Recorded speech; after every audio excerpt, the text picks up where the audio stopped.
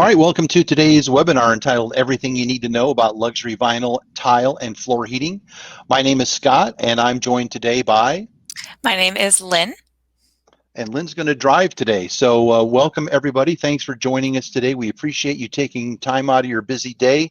And if you're in the Midwest like we are, it's an absolutely beautiful day, so thanks for staying inside.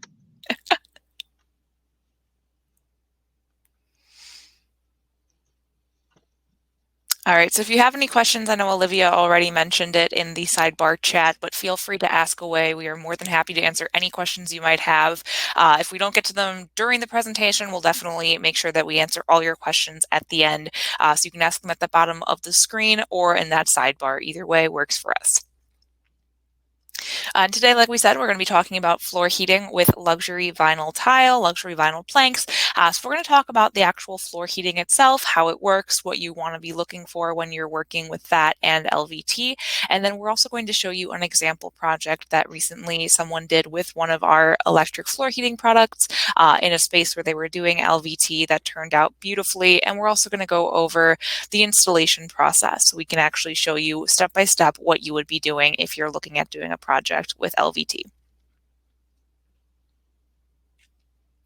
So a lot of people wonder, why are you even bothering heating LVT? Why put in LVT? What's so good about it? So it's a very cost-effective flooring option. It's a very nice looking flooring option. Can you tell us, Scott, a little bit about the durability of it? The durability is very good, but the chemical composition of LVT often limits how warm it can get because you want to make sure you buy a high quality LVT. The lower the quality, the more susceptible it is to temperature extremes, and that means even sunlight coming in through your windows on the floor. The cheaper the product you buy, the less the shorter amount of time it'll stay together. So you're worried about the chemical composition. The more expensive, the better. It often lasts, the good stuff lasts 20, 25 years. You'll probably get tired of the LVT before it wears out. And what's so great about the installation we're doing today is that once you get tired of the LVT and you want to change color, or you want to go to carpet, or you want to go to laminate, or you want to go to tile, the subfloor that we're creating under the LVT is going to allow you to change that at a moment's notice. All you do is you lift up the LVT and replace it with something else. So the good thing about that is LVT naturally feels a little bit warmer to your feet than tile does to begin with. But also it allows you to change what type of flooring and what look you get. That's awesome. Yeah, LVT is a really good option if you're looking at, down the road potentially, upending your whole decor. So if you're looking at doing a project with LVT, you're going to want to use one of our heating products that is able to be embedded. So that's going to be our TempZone products, either our Flex Roll or our cable. Can you tell us a little bit more about, what you would be looking for in a heating product for LVT? Yeah, because what we're doing is kind of like counterintuitive, because the product you want to heat LVT with is the product that you want to heat tile with. And people will often go, well, I see your Environ product and I see it installed with laminate. Can I use it with LVT? And we're going to be talking about it today, why Environ is a great product for carpet and laminate, but it's not a great fit for LVT. So that's what you want to look at. And the TempZone Flex Rolls are about 15 watts per square foot. And the TempZone cable allows you to space it differently to get different wattage outputs. So if you're on a second floor above a heated space, you probably don't need 15 watts per square foot. You can go down to 8 watts per square foot because the floor is already warm. What you're doing is just adding a little extra warmth to the floor surface. So that's what's so important. But a lot of people don't think about, I'm heating over an unheated crawl space, as opposed to I'm on the second floor of this house and the room downstairs, the kitchen, and it's always very, very warm. Those are two completely different types of installations. The one over an unheated space, you'd want 15 watts per square foot. The one over a heated space, you'd probably want to go down to 8 watts per square foot, because that lets you use less money to spend on the electricity. It also cuts the installation cost because you're actually installing less product into that space. So that's what we're going to be talking about today is kind of dealing with that disconnect of, I've got a product that's used for tile and we're going to heat our LVT with that. It doesn't make sense in my brain.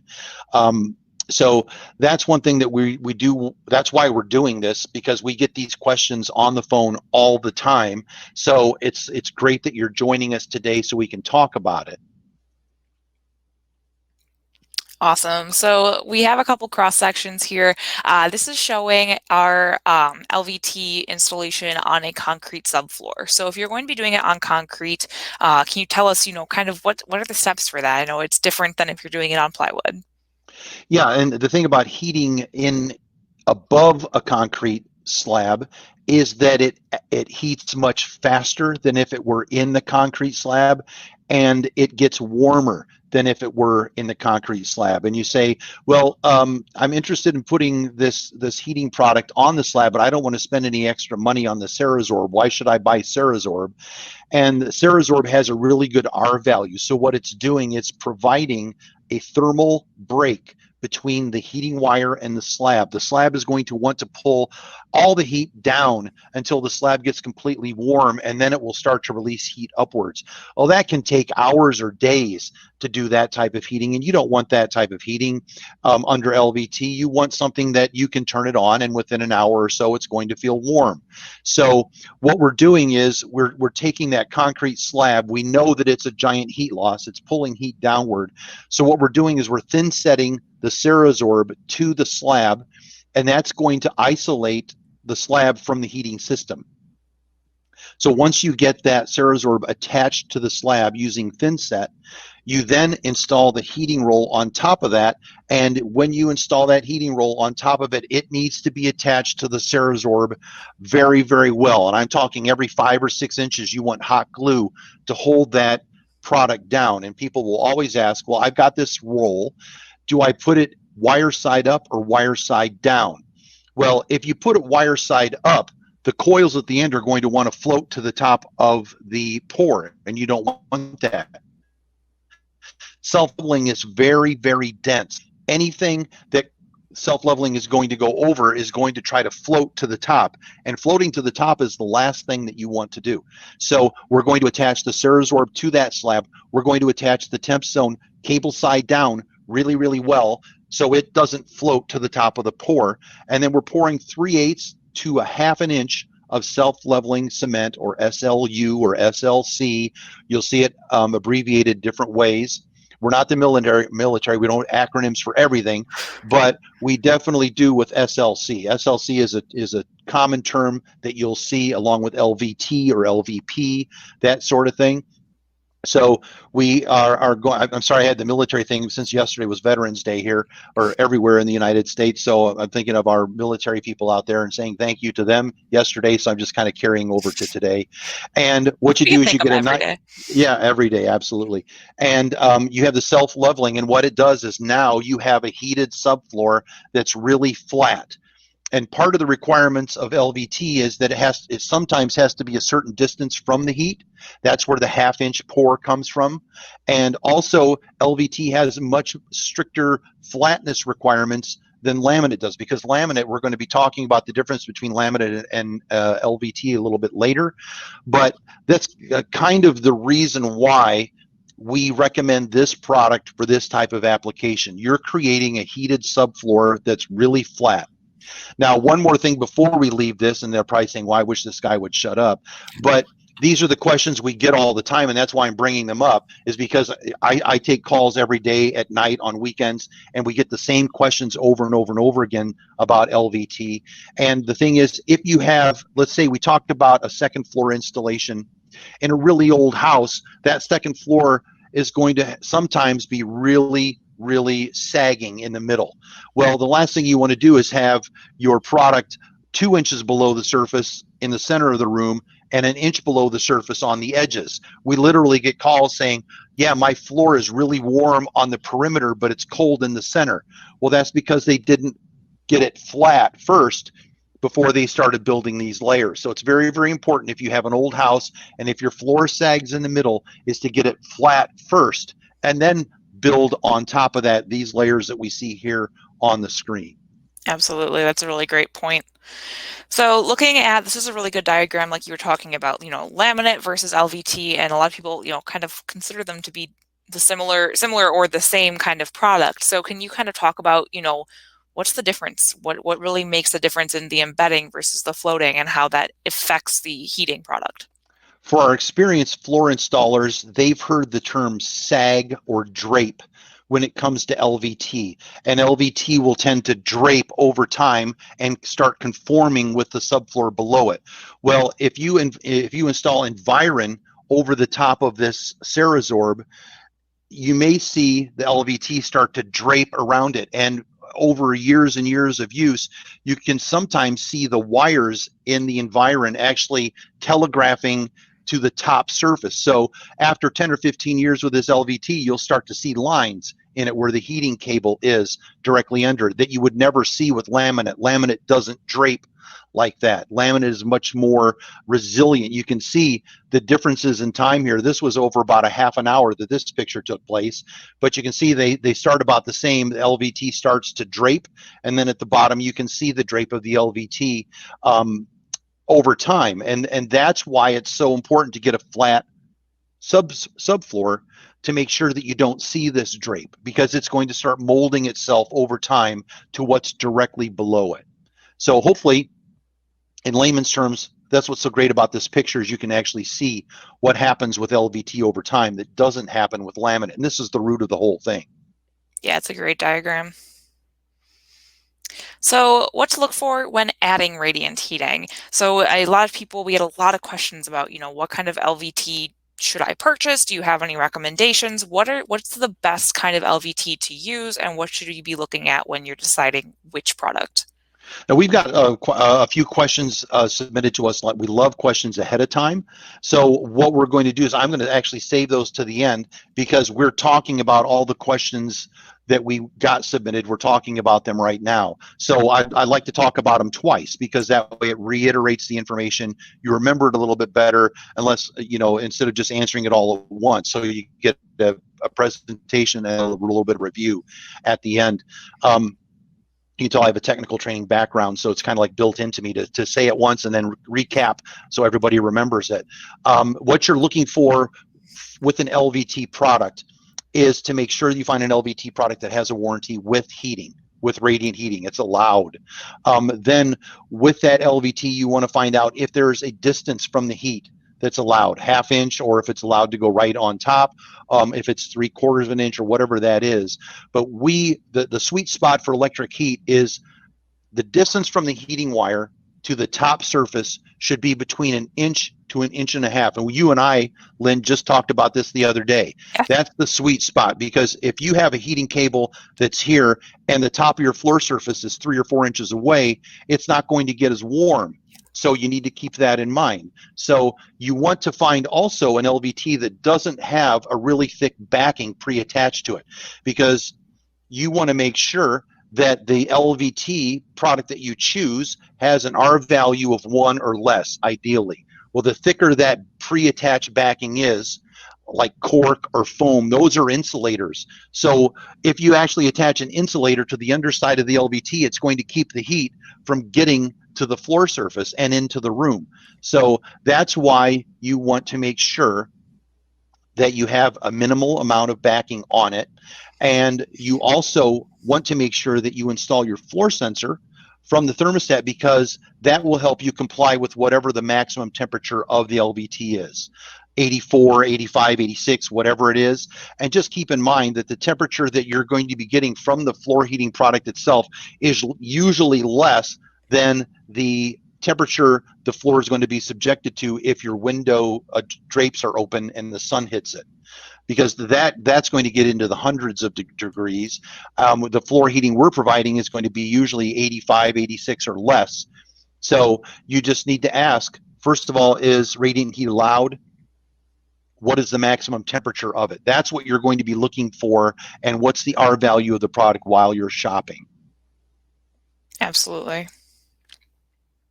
So speaking of the temperature limit, you want to make sure, like you said, you're checking with the manufacturer, seeing what the limit is, and then, setting that on the thermostat. How exactly do you set it?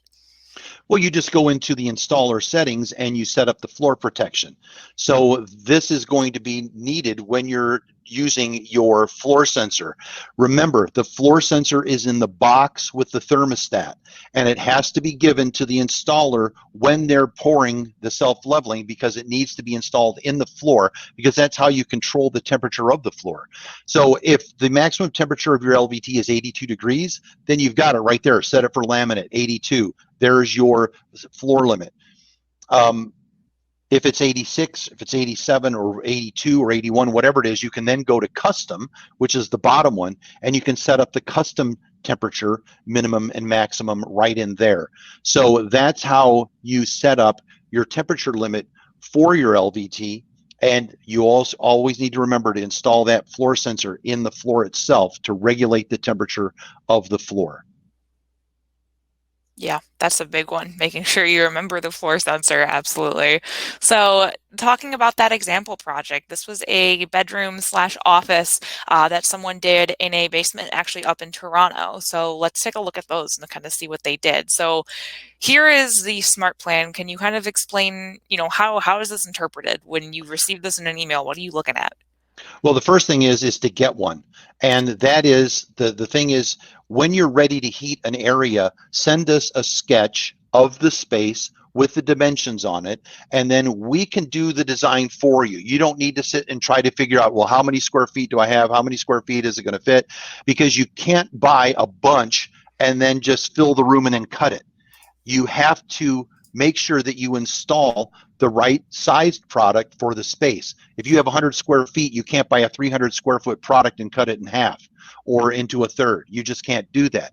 So instead of you trying to figure that out, just give us the space, give us the dimensions, and then we'll figure it out for you. And then when we're done figuring it out for you, you'll then know what the amp draw is. You'll then know how many circuit breakers you need. You'll know what the wattage of the product is, and you'll have an idea. All that information is down here at the bottom.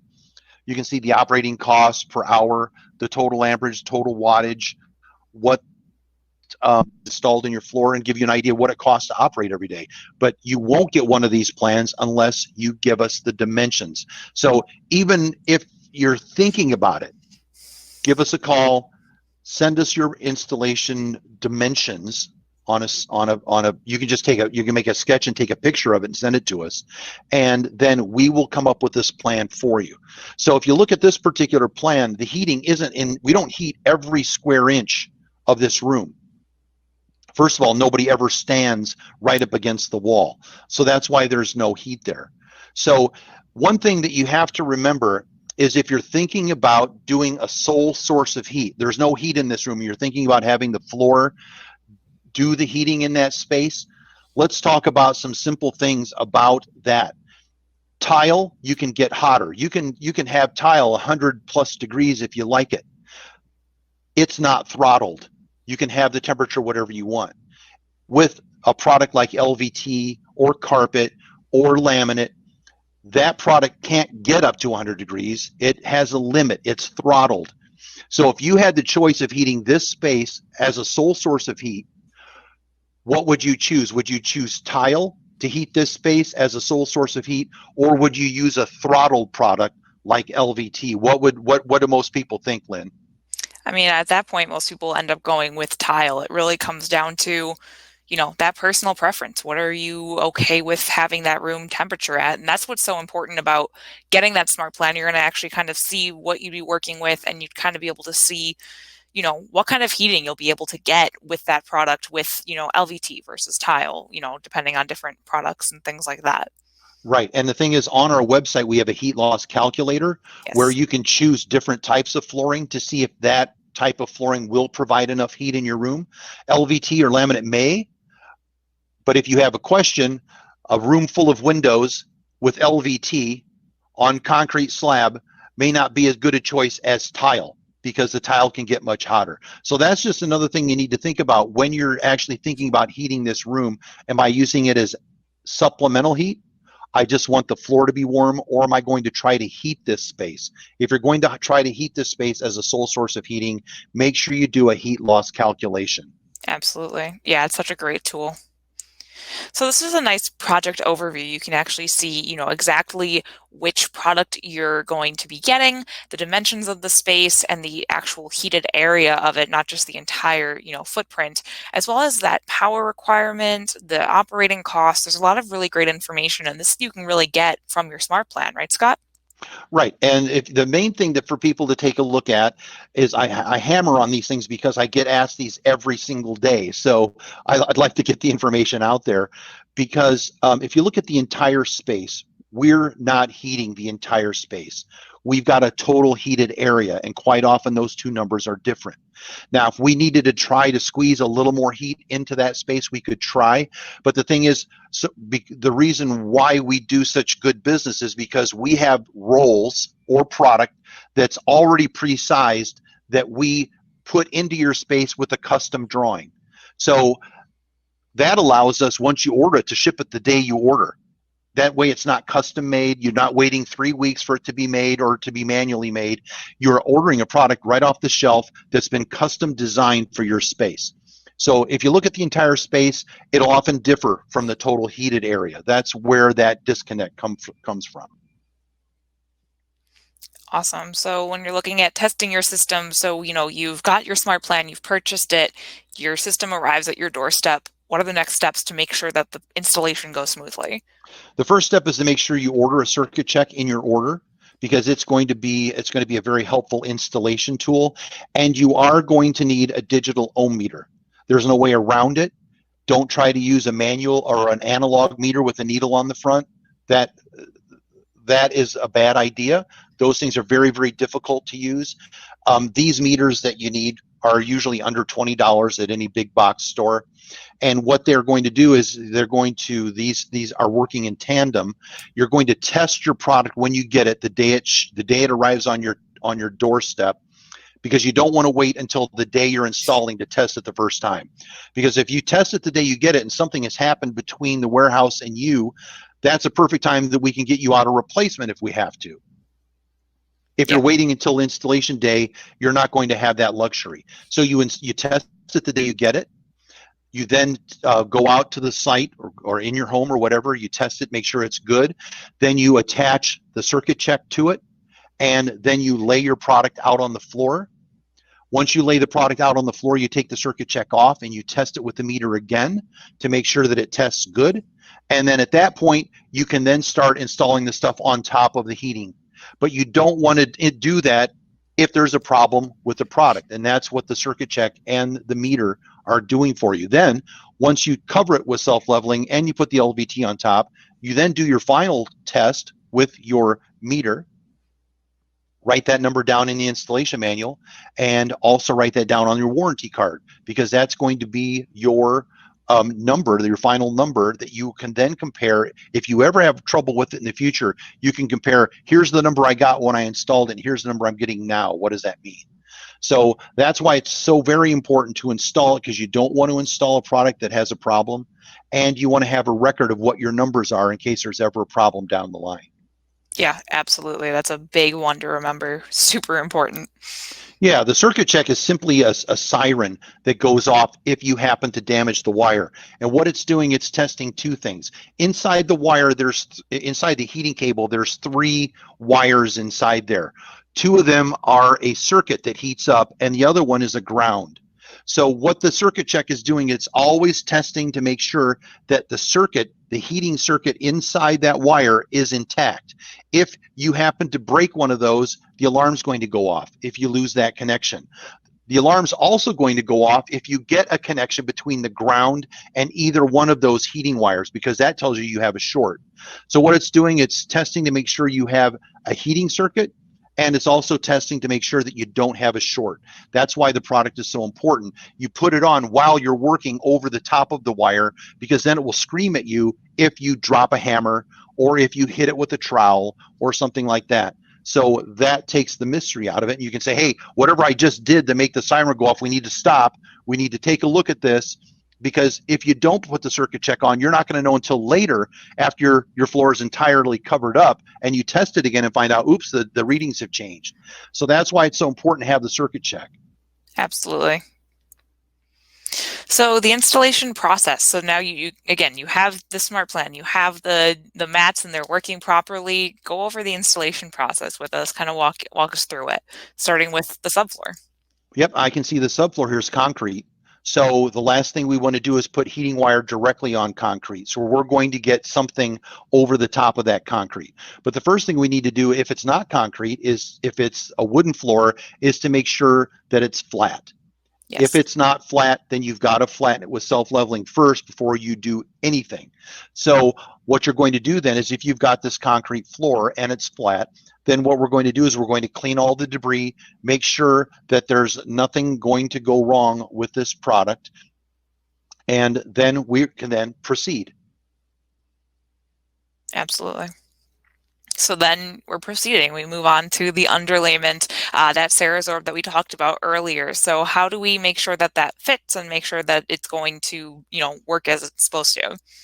Well, because of the drawing that the customer is going to send us, we'll know how many square feet the area is.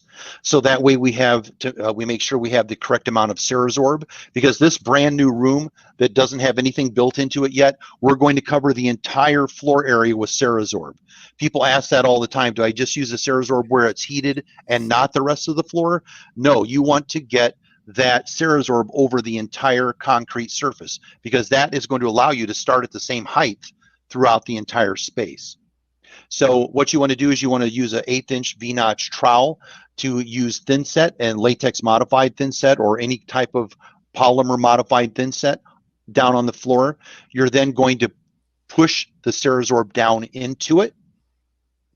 Then you're going to roller it, and then you're going to lift it up to make sure you have good adhesion, that you've covered every square inch of that and it has a good bond, and put it back down, roller it, and then you're going to proceed along the entire space with that. When you're installing CeraZorb, you need to make sure you install it as brickwork, so you don't have a bunch of continuous lines where you can have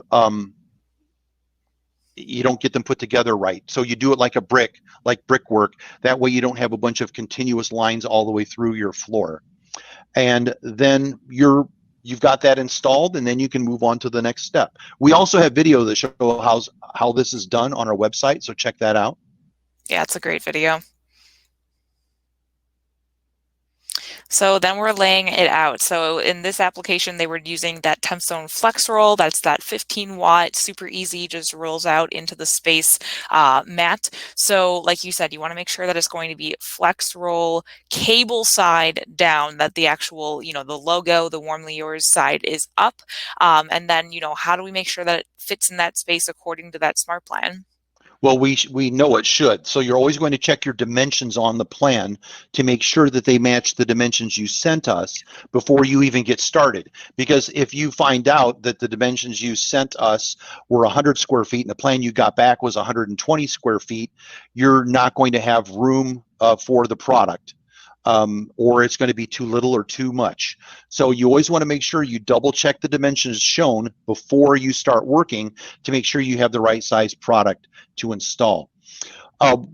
Because we know that we're using self-leveling, before we even lay the product out on the CeraZorb, we're going to cover the CeraZorb with the primer. That's the word. We're going to be using the primer that the self-leveling company says that you need to use. So when you buy the bag of self-leveling cement, you are going to see on there, it's going to say, please use blah, blah, blah, blah, blah type primer. What you want to do is you want to get the primer on top of the CeraZorb and cover it very well, because then you put the heating product on top of the primed surface. So that's what a lot of people do, is they kind of forget that step. But when you're using self-leveling, you are going to be using primer. Before you put the heat on top of the CeraZorb, that's where the primer goes. So what you're going to do is you're going to get that laid out. You're going to be, when you're laying it out, you're going to be using your circuit check, because that way if you damage it, it'll scream at you and say whatever you just did caused a problem. And what you do is you're doing cuts and turns here of the mesh. You're never ever cutting the heating cable. You're cutting the mesh as the plan shows, turning it, running it back the other direction, cutting the mesh, running it back the other direction as shown. And then once you do that, you're going to be using hot glue every 5 or 6 inches to adhere that product down to the top of the primer and CeraZorb. That's going to keep it from, once again, floating to the top. Yeah, that's a very important step to keep in mind. So then we're looking at installing the floor sensor. So keep in mind, like we've said, that the sensor is in that thermostat box. So you may want to make sure that whoever is installing the floor gets that sensor so they can put it in before the flooring is actually installed. How do they do that? How do they put that sensor in? Well, you'll talk to some people who say, I've got a really big room, so I need an extension of my sensor wire because it's really big. Well, you don't need to run the sensor out into the middle of the room. You simply need to get it 6 to 8 inches in between an open loop. So if you look here, you can see where the loop is of the wire, and you can see where the other loop is of the wire over here. What you do is you run this wire into the open loop so it doesn't go over a heating wire. And you get it about 6 to 8 inches in here, and then you put a piece of tape or you glue it down. Gluing it down is the best because that way it won't float.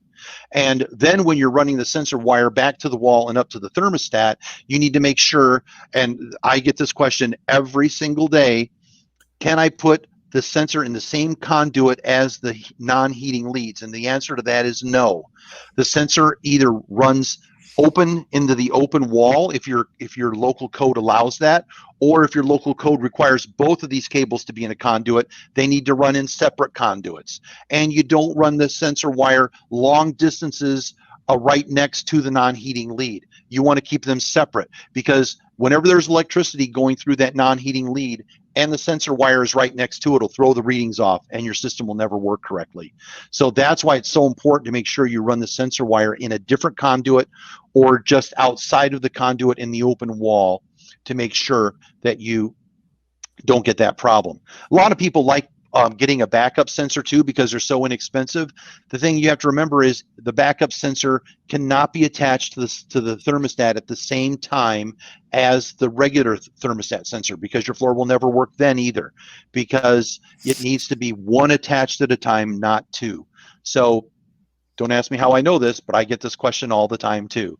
So those are the things that we're trying to bring these up. So we're presenting it now so you don't have to wonder about it in the future when you're doing your install. You go, okay, I remember they talked about that, and this guy, he just would not shut up about that. But at least the main thing is we get the point across, right? Absolutely. The last thing you want is to get that flooring in and everything should be heating and you have two sensors hooked up and you don't know what's going on. Yeah, the thermostat reads 150 degrees. What's wrong? Two sensors attached at the same time. All the time.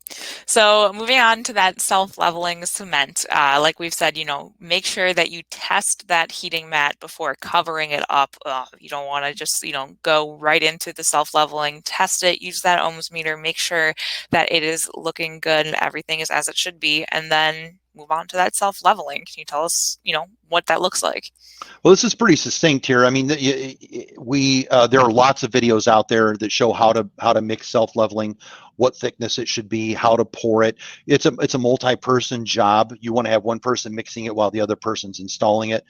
And you start in one corner. One thing you want to keep in mind is if you're not using CeraZorb, if you're putting this directly on the subfloor, is you make sure that you caulk all the way around the room, or also caulk any holes in the subfloor, because that self-leveling will run to the sides and run down into the room below. Or if you have nail holes that went all the way through the subfloor, it will find its way through those holes and go into the basement or go into the whatever room is down below it. So always make sure that you do that. And if you see here, point number 2, the 3/8 of an inch layer. If your LVT manufacturer says the heat needs to be a 1/2 inch, then pour a 1/2 inch instead of 3/8. Remember, the sweet spot for the wire to the top surface is 1 inch to 1.5 inches. So if you need to go a 1/2 inch with self-leveling, then do it. Yeah, absolutely. And then you will be installing the LVT flooring finally. So tell us about, what's the next step? The self-leveling is down. Can we just start with the flooring? How does that work? LVT will probably have a maximum moisture content. You'll need a moisture meter to make sure that the self-leveling has gotten to the moisture level it needs to be. before you install it. The LVT company will probably also tell you that the LVT needs to be acclimated in the space for so many hours or so many days. You need to watch out for that. And you'll also want to make sure that you do not turn the floor heating on until the self-leveling cures. That's going to be on the bag. The bag will say this will cure in so many days. If it's 28 days, you don't turn the heat on for 28 days. If it's 7 days, you turn the heat on after that. That's okay. But you need to watch out for the cure time. You also need to watch out for the acclimation time. And you also need to watch out for the moisture content level to make sure that you're not installing it over from the other product. So I do have a question here, and I'm going to start answering it. How far apart should the thermostat sensor pipe be from the power wire pipe? And it's not, you can run them right next to each other. The thing is, you want to make sure that the wires are not in the same pipe, because then you have that problem. So they can run next to each other, that's fine. They're just not trapped in the same pipe. And usually, if you look at a box in the wall, usually those pipes are spaced usually about an inch apart anyway. So you really can't get them any closer than that. So you just want to maintain that spacing all the way down the wall where it comes down to the wall plate. And hopefully that answers your question. But the main thing is these two wires cannot be in the same pipe. That's where you're going to run into that problem. So hopefully that answers your question, Jim. Thank you for asking that. Thanks. Okay, so that's all. I mean, we talked about the acclimation, moisture level, and cure time. Those are very important things to remember. Absolutely. Yeah. Don't want to miss out on that information. So speaking of wiring, then we're going to move on to that actual wiring process. Again, as always, make sure that you are looking and talking with your local code. Some of them will require that it's done by a licensed electrician, which we really always recommend anyway. Tell us more about that. How exactly does that wiring process work? Well, before you do your installation, you're going to want to check with your local code, especially if you're going to be inspected, because some states require that the electrician actually lays the product out on the floor. So you want to know that ahead of time, because if your local code or your state code requires that, you need to do that at the beginning. Otherwise, we're from the Chicago area, and if you're not familiar with Chicago, the city burned down. Completely burned down in 1871. So part of that is that Chicago has very strict code rules that require low voltage wires go in pipe along with the high voltage wires. And you'll find that if your city is completely burned to the ground, they're going to have much more stringent rules than people that have never had problems. Well, that fear tends to linger for a while. Yeah. Yeah, 100+ years. But if you're like the collar counties around Cook County, which is where Chicago is, a lot of them don't require that low voltage wire be in a pipe. So you can live 5 miles or 5 blocks one way or the other, and you may be required to have that low voltage wire in a pipe, or you may not. So that's where you're going to want to follow your local code. And if your code doesn't require low voltage pipe in a pipe, then you would only have one pipe here. You'd have the pipe for the non-heating lead to go up to the thermostat, and the wire for the thermostat sensor could dangle openly in the wall, like a lot of thermostat wires do for HVAC systems. So make sure, very, very important, that you install it per local code. And 9 times out of 10, the local code will require that an electrician hook the system up to the thermostat and the thermostat to the main power supply of the house. Absolutely. Also, what you can do is, this last bullet point says cold leads can be run to a junction box. And that's if you have a really large space, you have 5 or 6 mats in this particular space, you would wire those 5 or 6 mats to a junction box down here at the bottom, because there's no way you're going to get 5 or 6 cables up to the back of the thermostat and connect all those to the back of the thermostat. So what you do is you would tie all the yellows together and all the blacks together, and then you would run a piece of Romex from the junction box up here, and you tie all the yellows to one of the wires of the Romex, you tie all the blacks to the other wire in the Romex, and then you tie all the grounds to the house ground. So that grounding can be done here at the junction box at the base, or it can be done here where the Romex comes up and makes one single connection at the back of the thermostat. So usually if you have two mats, you can make a connection at the back of the thermostat. When you start getting into 3, 4, 5, 6, that's where you're going to be wanting to put a junction box down here and terminating them all there and then running Romex up to the back of the thermostat. Yeah, absolutely.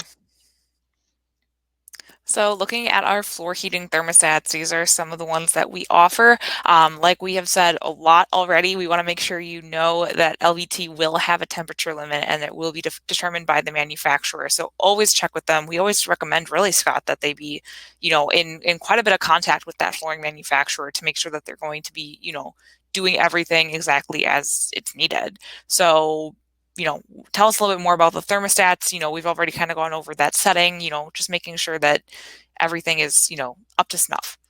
The one thing we didn't talk about is maximum temperature fluctuation per day.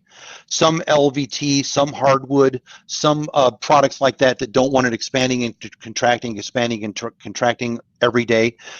They don't want you to have a setback temperature sometimes. Not all of them, but sometimes they don't. That setback temperature, what it is we normally say to save power with tile, you can have it at 86 for the hours that you're at home and then set it down to 70 when you're gone.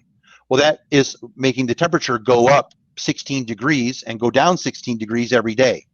That product that you decide to install, the one thing you're going to want to watch out for is, do they allow an offset temperature like that? If they don't, then what you can do is you can get by and buy the really, really cheap thermostat, which is over here, really inexpensive. And what you do is you just set it for a temperature and it keeps it there all the time. That way there's no setback, there's no heating, cooling. It keeps it at 82 or whatever that number is all the time. So if that's required, you get to buy a really cheap thermostat because you just set it and forget it. But the one thing you do have to look for with those types of floors is if they only allow a two degree temperature swing every day, then what you do is when you turn the system on the first time, you set it to 74, next day 76, next day 78, and you work your way up 2 degrees every day until you get to the temperature you want it. Then at the end of the heating season, you do the exact same thing, only backwards, 84 to 82, next day 82 to 80, and you work your way back down. That way you don't have any of the temperature swings that your LVT may require. So check for that to see if they allow offset temperatures per day, and if they don't, then you're just going to buy a set it and forget it thermostat. So that's the one thing that I did want to get across, because all these thermostats will allow you to program them.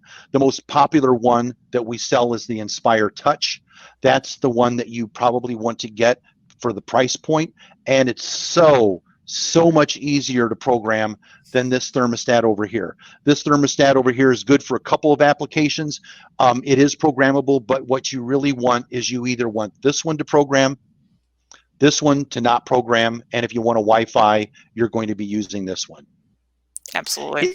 If you have one of those old thermostats that has a dial on the front that says 0 to 10, that's what we used to refer to as a regulator, a comfort regulator. There's no temperature, it's just like a volume control, low and high, with increments in between. That's what this product, the Enhance, will do. That's the one product that will allow you to set it from 0 to 10. And that's when you should get that unit. Otherwise, you'll get one of these other three. It's good to know. It's good information.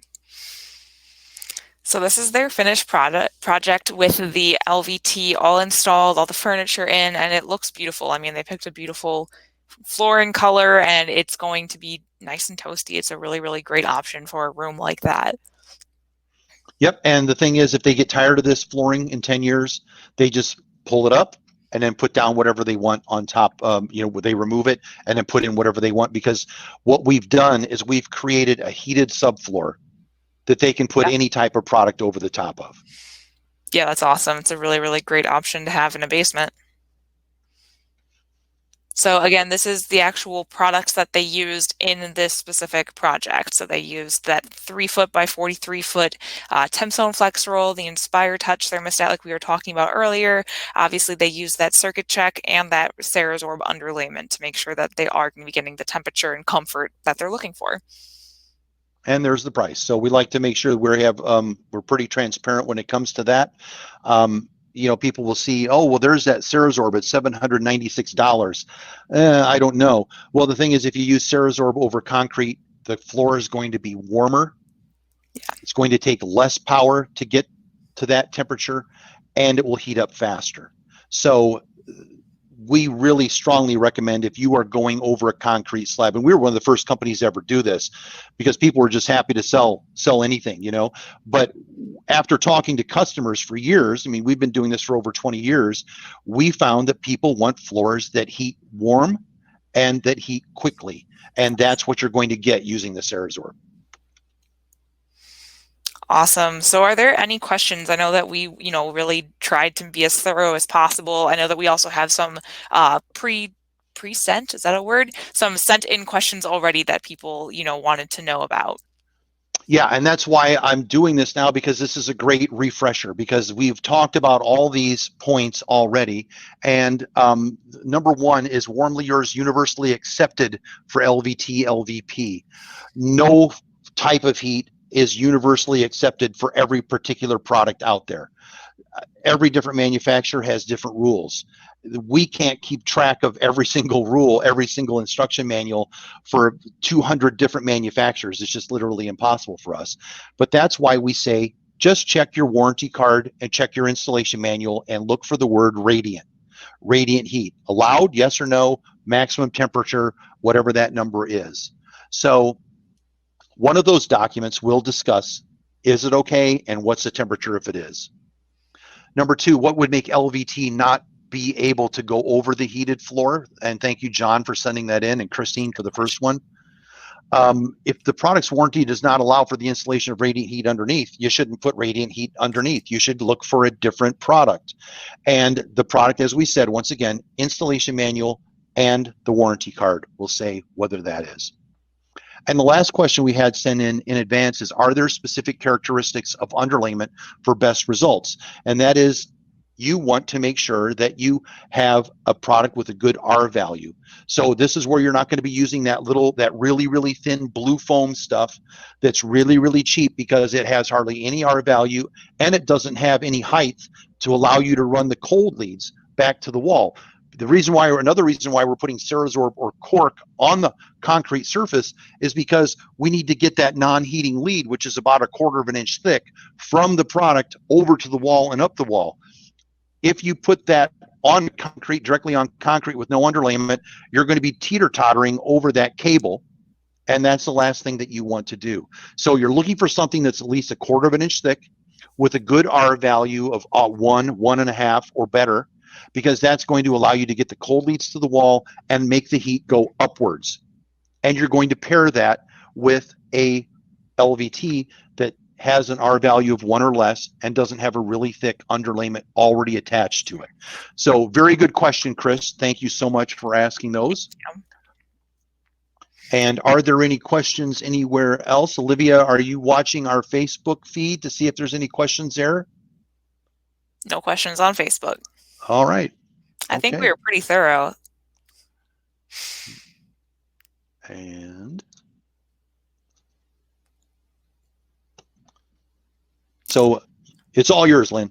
Awesome. Yeah, so we are actually taking a quick break for the holidays. Cannot believe I am saying that, but we will not be back until January. But our January webinar will be a super fun one. It's Ask Us Anything About Floor Heating. So be sure to tune in Thursday, January 14th at 1 o'clock Central Time, and come with your questions that you have saved up over December.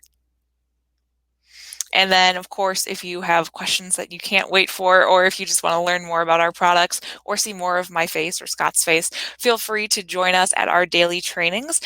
These are hosted daily, sometimes twice a day, sometimes once a day. And these are basically just kind of short live videos where we are going to go over a different topic each day on floor heating, snow melting, installation, the actual products, everything like that. And you're always welcome to pop in, ask questions on anything. Doesn't even need to be that day's topic. We're happy to chat with you. And our monthly promotion this month, we are offering 20% off of our lava radiant panels. So those are really, really great, especially as it's getting colder and you just want to add a little bit of heat to a room.